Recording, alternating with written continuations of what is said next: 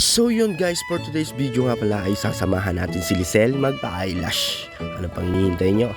Let's go! Woo!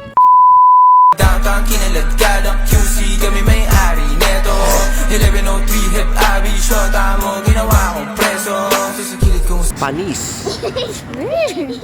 At dito nga guys ay nakasakay na kami ng biyaheng Island Cove para pagbaba namin ay walking distance na lang papunta doon. At dito nga sa dahil sobrang traffic sa Seyus ay nakatulog na nga itong si Neneng. Tingnan nyo naman. Yon guys, nakababa na kami. Update lang. Ito po si Neneng. Tat kinalan cat po.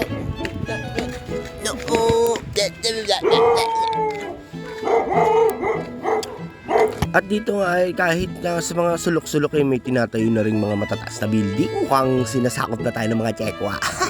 Guys, dito kami pupunta, papasok. Ayan, skinita, papasok dito. Ito. Yeah! Dito nga ay minabuti ko na lang maghintay sa labas dahil ako ay nahihiyang pumasok sa loob.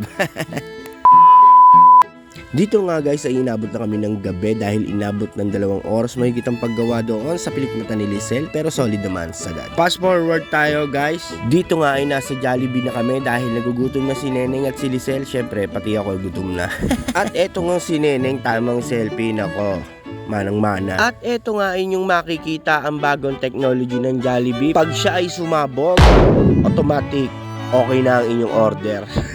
Hindi guys, joke lang. At habang naghihintay nga kami, sila ay tamang selfie, oh.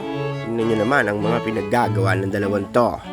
Ini-endorse pa ang kanilang pilikmata. At dito nga, sabi ko kay Lisel, videohan nyo naman ako para malupit. Para naman mapakita ko sa camera ang aking sexing pangangatawa. Hey. Ako? Mahal mo ba ako? Hindi ko mahal, no? At ano pa ba ang gagawin? Babalakbakan na natin to ng napakabilis lamang. Woo! Dito nga ay maliit na table lang ang ating naupuan kaya hindi natin sila mapakita sa video. Kaya eto, iikot ko ang camera para makita nyo sila na lumalapang sa may gedli lang. Hey! Yan. At dito nga guys ay isasilip ko ang ating mga ikinakampanya. Huwag nyo silang kakalimutan sa darating na halal. Hey. At dito nga guys, pauwi na kami. Maraming salamat sa lahat ng sumusuporta sa aming mga video. Sana hindi kayo magsawa. Thank you!